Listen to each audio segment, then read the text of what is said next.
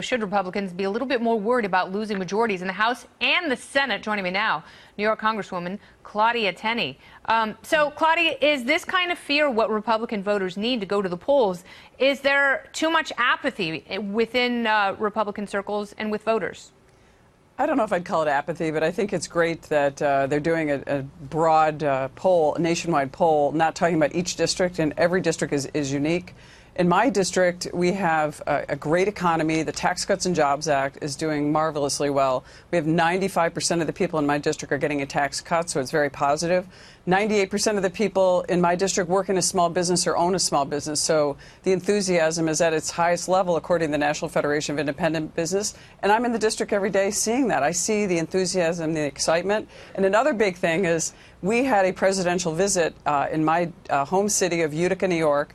The president came in, the first sitting president to visit our city in 70 years. Wow. That was a big statement from the president. He supports Made in America policies. We were once, you know, where everything started. The Industrial Revolution was started in my district. This is where our greatest asset in America is, our American workers, and we're bringing them back to work. We're repatriating money that's been held by American companies overseas, bringing it back. The optimism in my community is really high. All right, that's great for you, but it's not really going to do much if your party is in the minority and you've got Democrats in the House who are going to launch investigation after investigation and really distract from any gains made. You could argue that your party really hasn't done much in Congress since passing the tax cuts. I wouldn't say that. Look, it's incredible what we've got passed. I'm on the Financial Services Committee.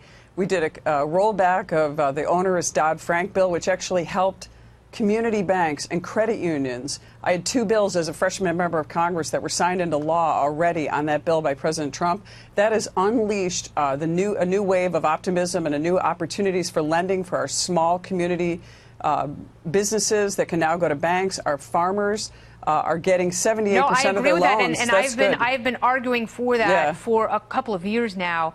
But can I go on? There's a lot more. Economic success is one thing, but the fact that the House and Senate couldn't come to terms on some sort of alternative to Obamacare, I think that's going to be, you know, the economy isn't going to save you from that sort of uncertainty that voters have, unfortunately. Right, but remember another thing. I come from a district that once had an Air Force base. We now have the Air Force Research Lab, otherwise known as Rome Lab.